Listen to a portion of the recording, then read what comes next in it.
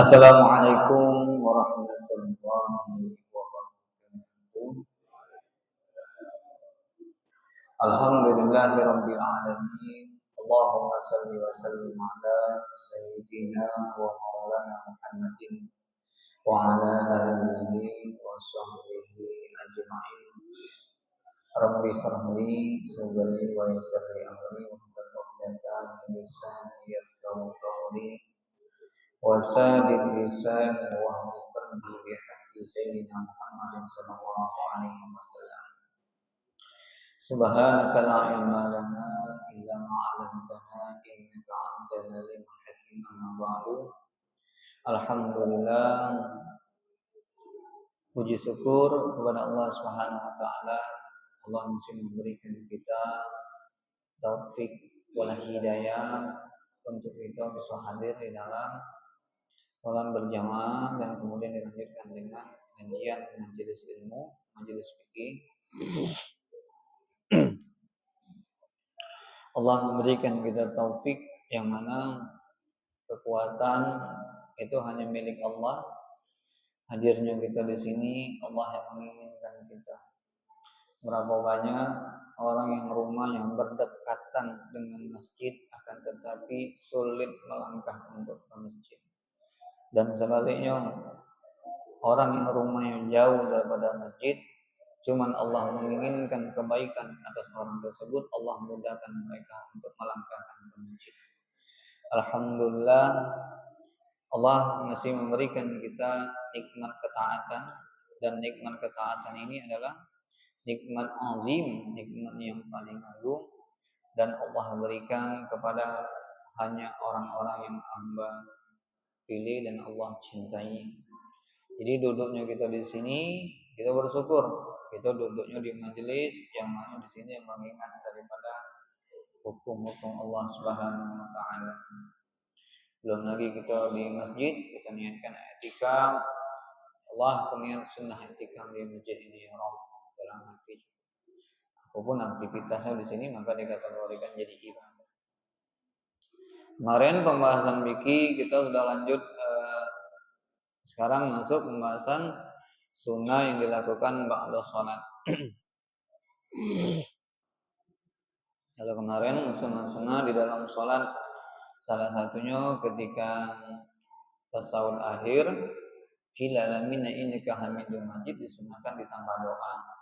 Allahumma inni a'udzubika min azabil qabri wa min azabin nar wa min syarri fitnatil masyiid dajjal ila akhiri. Boleh tambah juga Allahumma ya muqallibal qulub tsabbit qulubana ala ta'atik, boleh ditambah. Bahkan makruh meninggalkan doa setelah tasawuf akhir. Jadi rugi kalau kita tasawuf akhir itu tidak berdoa. Karena itu termasuk nafilah, tambahan sunnah. Sekarang kita masuk faslun. Qala musannif rahimallahu ta'ala wa nafa'ana bihi wa bi ulumihi fid dharaini amin ya rabbal alamin. Fasal yundabu zikru wad du'a ba'da shalah. Bab yang menerangkan tentang sunnah atau disunnahkan zikir setelah sholat. Tadi kita assalamualaikum warahmatullahi, assalamualaikum warahmatullahi. Yundabu, sunnah kita untuk berzikir. Astaghfirullahaladzim alladzi la ilaha illa huwal hayyul qayyum wa atubu ilaih. Sunnah kita berzikir. Karena zikir ini adalah mengingat Allah. Salah satu adab ba'da sholat itu berzikir dan berdoa. Adab setelah sholat tidak masalah. Habis sholat assalamualaikum warahmatullahi wabarakatuh, kabur dia, tidak masalah, sholatnya tetap sah. Cuma merugilah dia. Habis menghadap Allah tidak minta apa-apa, tidak memuji Allah, tidak minta ampun, rugi. Habis menghadap Malikinas, rajanya manusia, Rabbul Alamin, Tuhan semesta alam. Habis sholat kita langsung kabur, rugi, ini orang yang rugi. Bahkan di dalam kitab Tanqihul Qaul Hasis itu dijelaskan orang yang pada sholat tidak meminta tidak berdoa kepada Allah, malaikat berseru, wahai manusia, apakah engkau tidak punya hajat kepada Tuhanmu? Apakah engkau merasa sudah cukup? Kata malaikat, ini orang termasuk orang-orang yang merugi. Kenapa pada sholat tidak minta? Kita nih habis ketemu orang yang mempunyai kekuasaan yang bisa mengabulkan hajat kita. Ketika kita bertemu, yuk tumpahkan hajat kita. Kita minta kepada mereka, kepada Allah kalau pada sholat. Jadi termasuk salah satu bentuk kefakiran gitu selalu meminta kepada Allah. Cuman ya kalau minta memang tawadhu, rendah hati.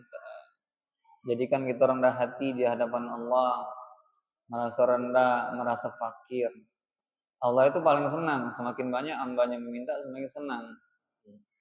Semakin senang. Dan juga kalau berdoa, timbulkan keyakinan bahwa doa kita tuh akan dikabulkan. Jangan setengah-setengah, kalau kabul-kabul tidak ada. Ini keliru. Ini keliru.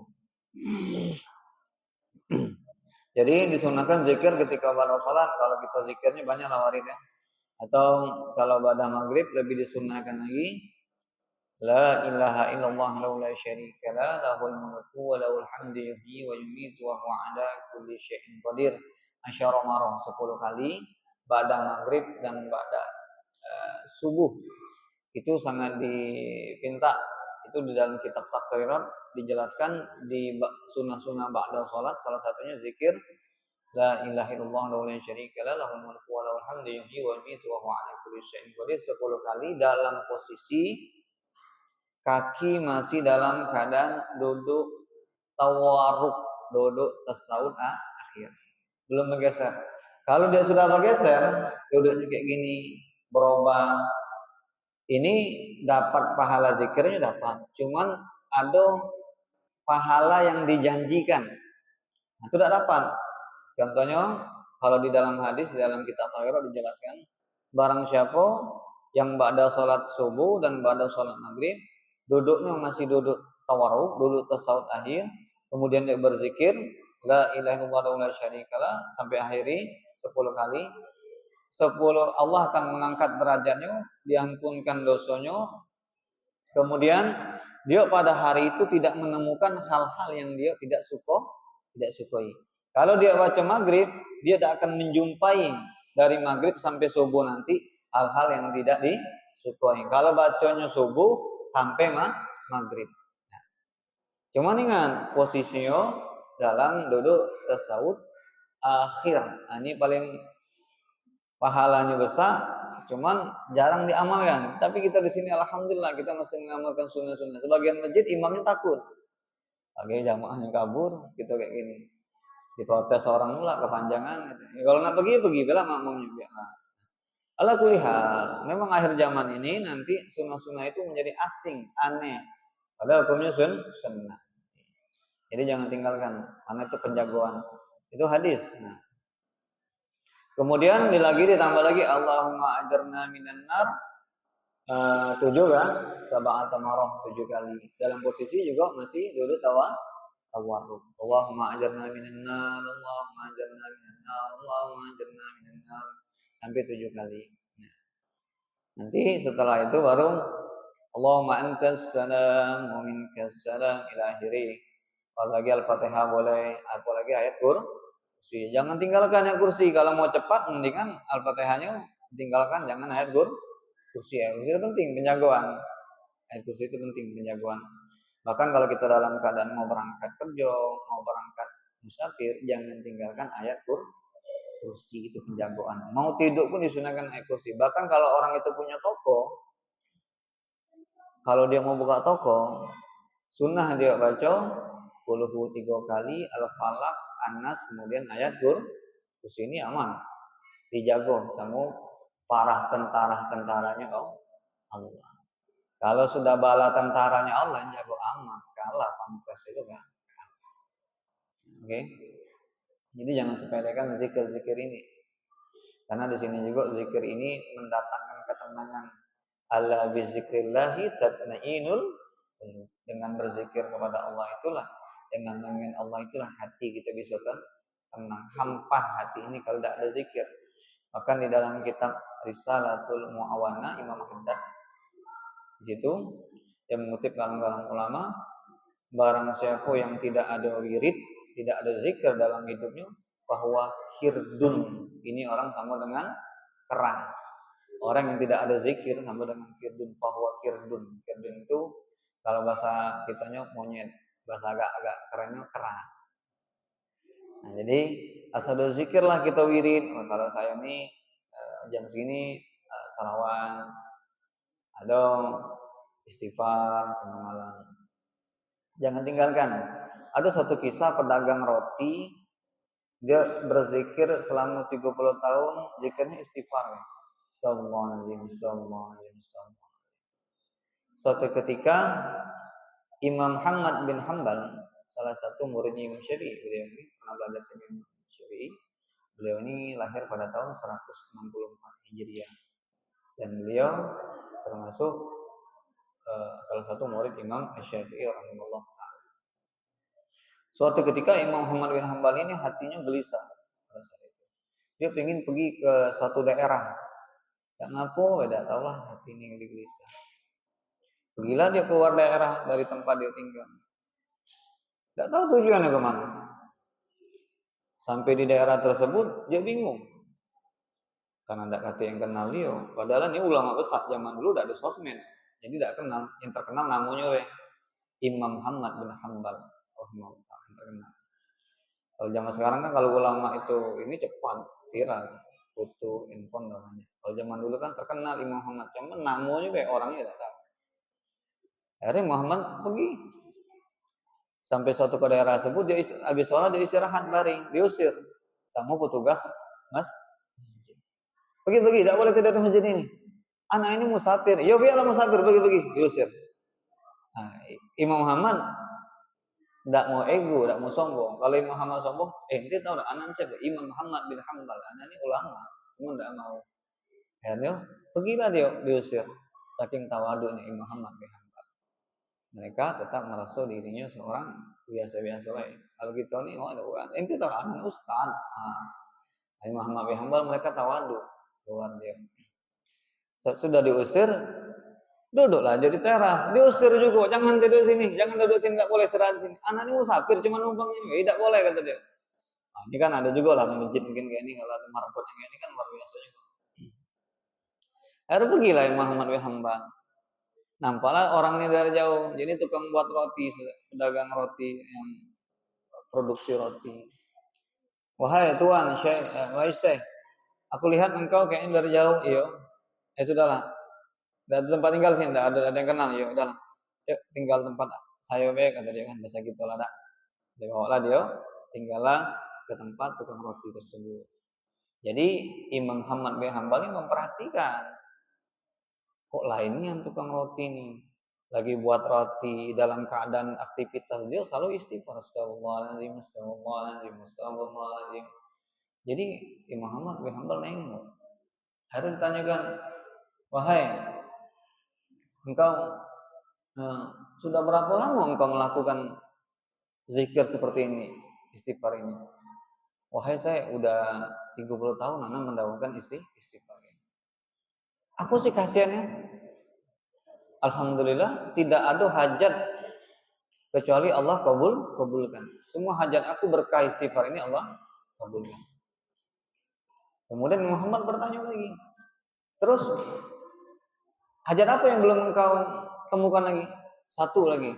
Aku ingin berjumpa kepada Imam Ahmad bin Hanbal, salah satu para ulama, salah satu daripada ulama. Imam Ahmad bin Hanbal sendiri analah, akulah, yaitu adalah Imam Ahmad bin Hanbal, langsung dipeluknya. Memang benar dahsyat zikir istighfar. Sampai-sampai Allah dewek menggerakkan Imam Ahmad bin Hanbal untuk keluar daerah tersebut yang langsung menemui si tukang roti tersebut. Jadi jangan sepelekan zikir.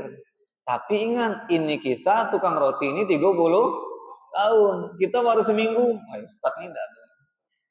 Baru seminggu. Nah, seminggu minum obat baik, sering continue, baru ada efek. Tidak bisa minum obat itu sekali langsung sembuh.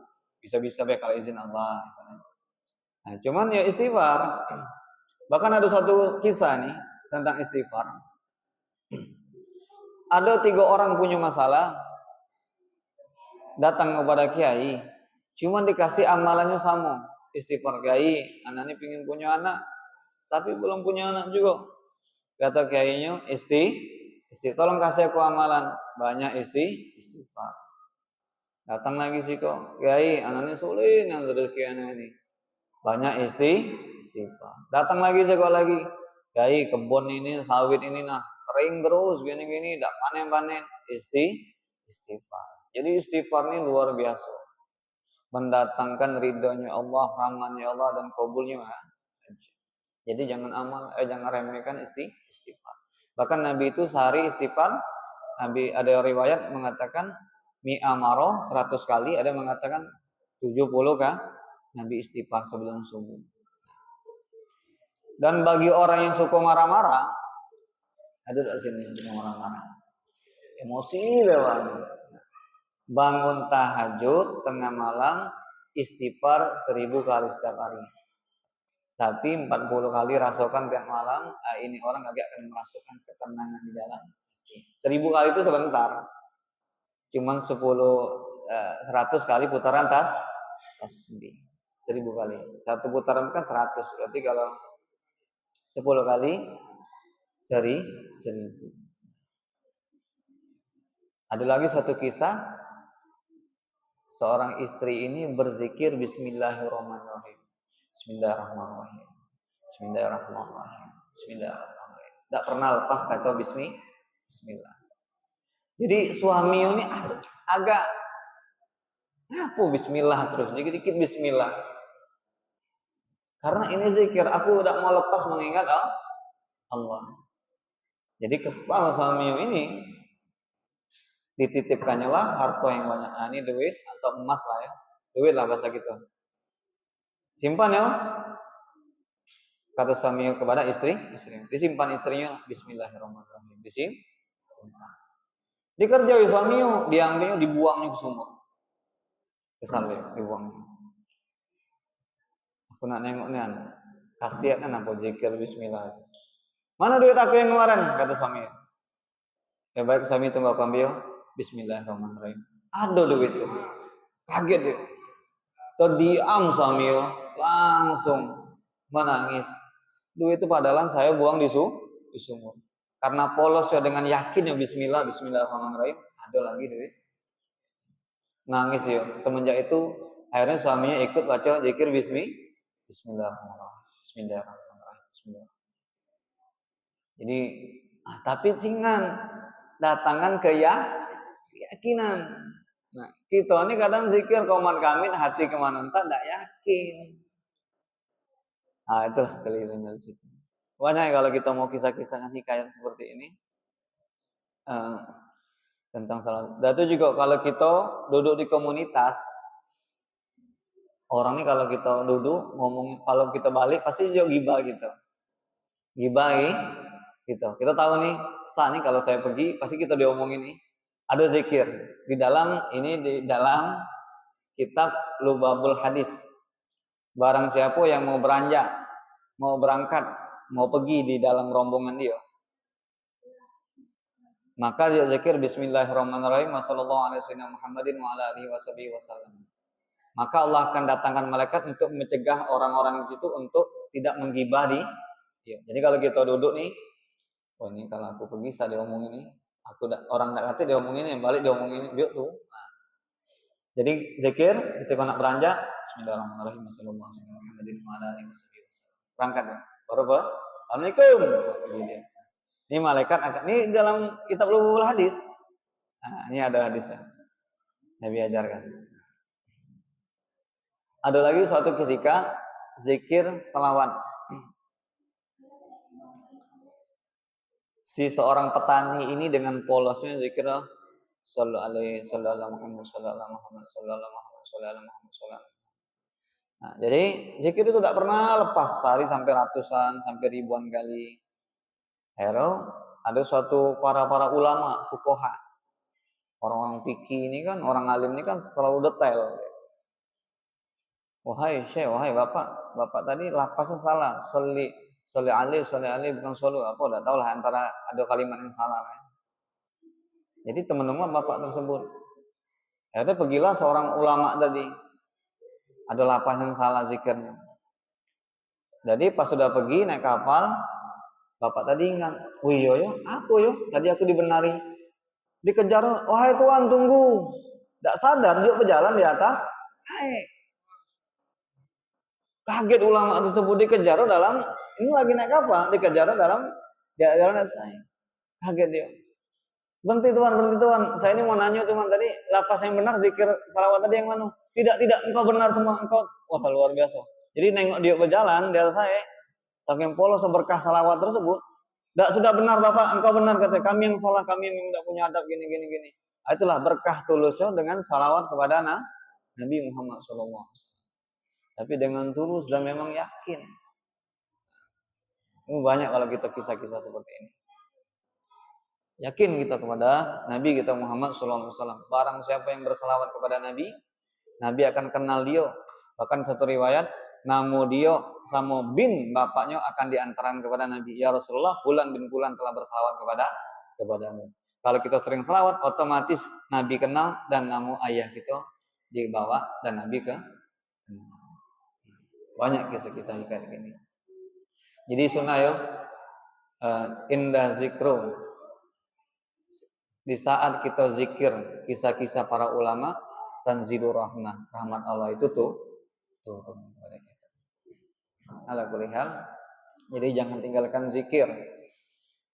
Di dalam Syarafatul Mu'in i'anatul talibin disunahkan juga zikir sebelum tidur. Bismillahirrahmanirrahim. 21 kan.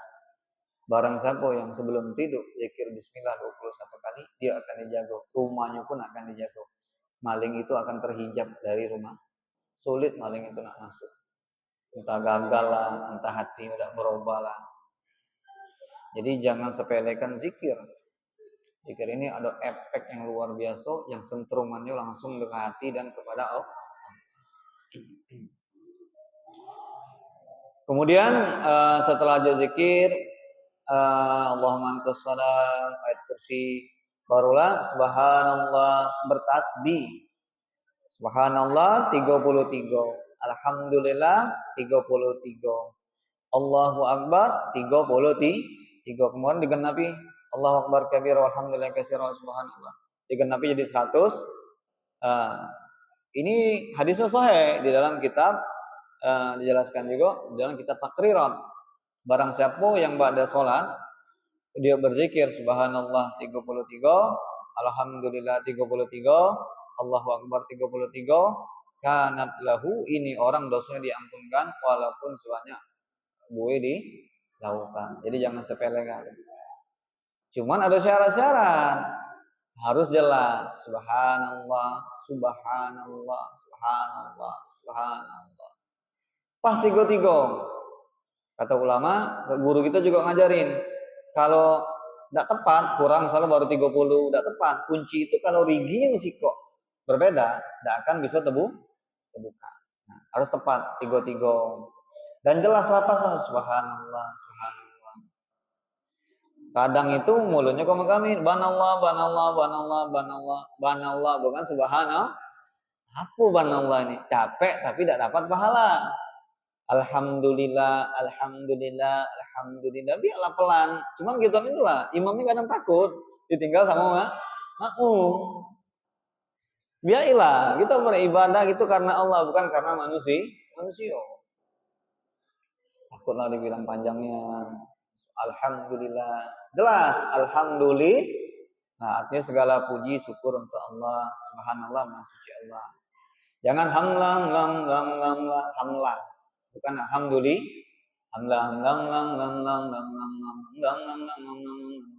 Keliru. Mulutnya capek tapi tidak dapat paham. Jadi ibadah itu butuh ilmu. Baru Allahu akbar. Allahu akbar, Allahu akbar, Allahu akbar. Jelas, jangan Allah. Apa nih tidak dapat pahala. Tidak dapat pahala. Ya apa kata Allah? Malaikat tuh bingung mau catat zikir apa nih? Baullah. Apa nih? Tak jadilah kata malaikat. Bukan Allahu Akbar. Oke. Kemudian disunahkan juga setelah itu yukbilu alal ma'mumin bija'lil sayari ilal mihrab. Disunahkan juga imam itu menghadap ke ke makmum. Berarti kalau kiblat di sini sunahnya, berarti kalau maghrib tadi sudah Allahumma antas salam, bergeser yo sunnah menghadap samping kanan. Yang kiri ke mihrab, yang ini ke jamaah ke makmum sunnah. Allahumma antas salam. Cuman kan tidak semua orang pede, karena orang itu tidak pede ngadap sini bela dia. Ya kalau tidak pede, ya dikit-dikit aja jadilah. Kan dapat juga nih yamin sebelah kan? Sebelah kanan.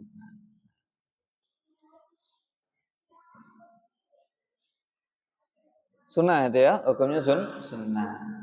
Jadi imam berpaling menghadap sebelah kanan ini ke makmum, hukumnya sunnah. Nah, kemudian wa yundabu fihi wa fi kulli du'ain raf'ul yadaini, dan disunahkan ketika dia berdoa mengangkat tangan, hukumnya sunnah.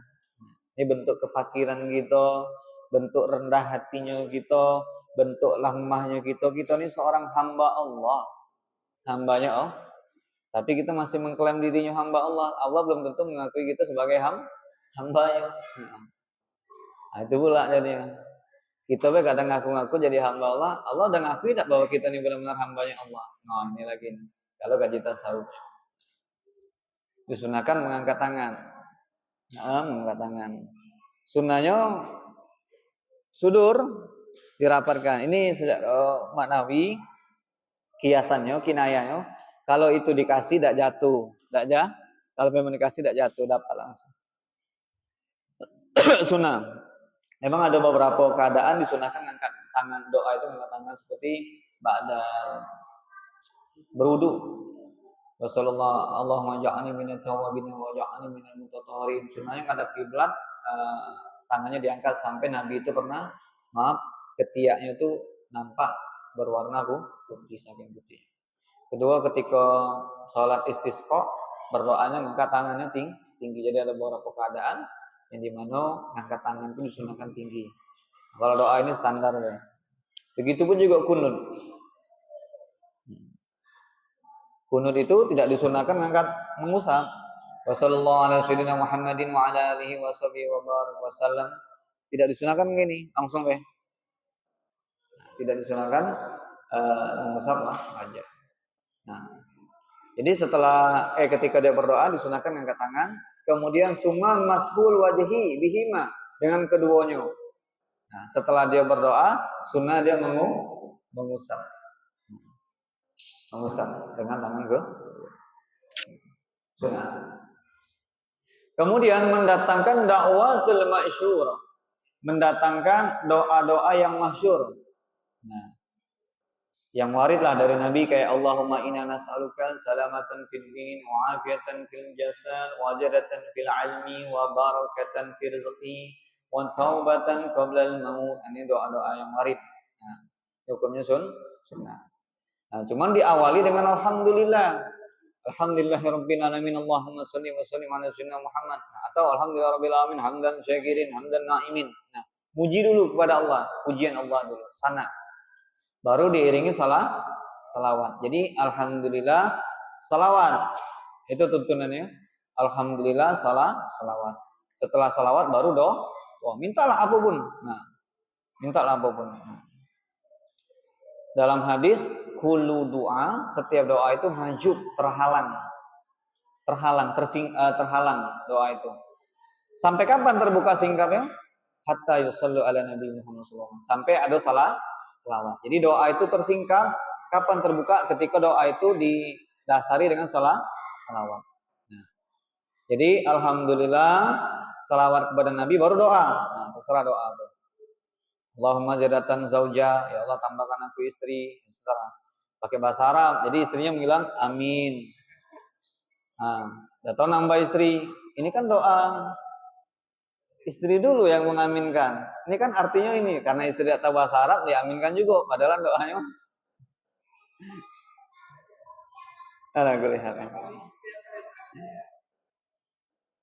Kemudian setelah itu ditutup lagi dengan salat. Wassallallahu ala sayyidina Muhammadin wa ala alihi wasallam. Walhamdulillah. Awali alhamdulillah, salawat diakhiri dengan salawat dan alhamdulillah. Nah, ini adab kita dan sunnah hukumnya. Oke. Kalau di khutbah jadi rukun. Alhamdulillah.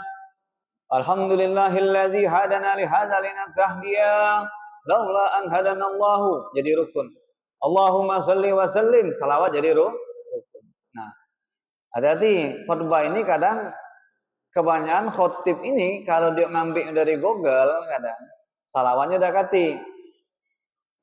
Asyhadu alla ilaha illallah wa asyhadu anna Muhammadar Rasulullah. Nah, itu belum salawat, itu baru syahadat. Yang dikatakan salawat, Allahumma salli ala sayyidina Muhammad atau Allahumma salli wa sallim ala sayyidina Muhammad. Kalau ada khotibnya tinggal, boleh kita ngomong. Khotib, salawatnya tinggal. Cuman tidak berani orang, takut jadi gaduh. Padahal kita berkewajiban ngasih tahu khotib. Ya belum bakalan khotib. Salawatnya tinggal. Salawatnya dia tinggal ngulang nambah salah. Alhamdulillah. Allahumma salli wa sallim ala sayyidina Muhammad. Sudah 2 rukun kalau khutbah. Wa ya ibadallah, usikum wa nafsi wa iyyakum bittaqwallah. Sudah 3 wasiat. Faqala Allah Ta'ala fil Qur'anil Azim, ya ayyuhallazina amanu ittaqullaha haqqa tuqatih wa la tamutunna illa wa antum muslimun. Sudah 4 dah. Oke, yang khutbah yang kedua ulang yang 4 ini. Terakhir tambah doa.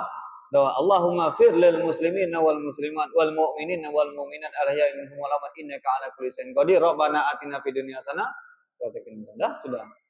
Ibadah Allah enggak pakai apa-apa juga, bukan rukun. Aqimus shalah langsung selesai. Kalau mau khutbahnya cepat. Cuman gaduh kalau kita kayak gini. Wah, ini padahal itu benar. Karena kita ngambil rukun-rukun wajib. Khutbah itu simpel dan mudah. Cuman diperibet. Kemudian jadi sunnah doa juga, doa-doa yang warid lah. Allahumma inna nas'aluka salamatan fid din. Itu doanya termasuk warid. Tapi jarang kita sekarang dengar doa itu ya. Udah jarang ya. Padahal doa maknanya luar biasa. Cuman kalau orang sekarang mungkin ada ngetren lagi gitu. Nah, ini keliru. Doa itu bukan masalah ngetren dan tidak ngetren. Itu maknanya luar biasa. Allahumma, ya Allah. Allahumma itu ya Allah. Harfu nidanya dihapus. Jadi dikata langsung ya Allah. Allahumma ya Allah. Nas'aluka, kami memohon kepadamu ya Rabb. Inna, kami memohon kah kepada Allah. Salamatan fid din, ya Allah, dalam keselamatan dalam agamamu ya Rabb. Salamatan fid din. Wa afiatan fil jasad, ya Allah, berikan kami kesehatan di dalam jasad kami ya Allah. Sehatkan kami ya Allah, sehatkan jasad kami ya Rabb. Wa barakatan, dan berikan kami waziratan fil ilmi, dan tambahkan kami ilmu. Nah, di sini luar biasa. Nabi meminta tambahkan kami ilmu. Waziratan fil ilmi, tambahkan kami ilmu ya Rabb, kata Nabi. Nah, ini doanya masuk dari Nabi. Wa barakatan, rezeki dipinta berkah, ya Allah, berilah kami rezeki yang barokah. Wa barakatan fil rezeki, dan berilah kami rezeki yang barokah. Kalau kita pinginnya rezeki yang ditambah, ilmu barokah terbalik. Tapi doa itu kenyataannya berbeda. Ilmu minta ditambah, rezeki minta berkah. Karena apa? Nahnu qasamna, kami telah membagi-bagikan rezeki kalian. Kalau kami jatahkan sebulan jatahnya segini, ini umur gini aja punya ini, nanti dia meninggal, lagi dia punya ini, jabatannya naik, dia bakalan jadi ini di umur sekian. Sudah dijatah. Bagi makanya Nabi minta rezeki barokah. Kalau ilmu memang dicari, dipinta dicari. Utlabul ilman minal mahdi ilallah. Tuntutlah ilmu dari buaya ayunan sampai ke liang lahat. Artinya apa? Ketika buaya ayunan, mak udah ngajari Allahumma salli wa sallim ala ila akhirnya. Nah, kalau ibu sekarang kita tiktokan sambil main anak, macam mana nak ngajari? masa live TikTok. Jadi bingung gitu orang. Bagaimana anak ini mendapatkan pendidikan agama yang luar biasa? Jangan salah kakek umurnya sekian pintar joget TikTok. Aduh sedih gitu sekarang. Jujur sedih. Bahkan di dalam kitab Irsyad itu dijelaskan yajibu wajib seorang aba orang tua tersebut taklimihi mengajarkan anak-anak mereka aulad anak-anak mereka itu perkara agama. Wajib kenalkan nabinya, kenalkan Allah. Makanya kalau kita punya anak yang masih bayi, ngajari ngomongnya, ajari ngomong Allah, Allah. Jangan tata, Allah ajari ya. Jadi ketika dia bisa ngomong yang pertama kali yang dia hafalnya Allah. Pernah terpikir seperti ini? Pernah terpikir?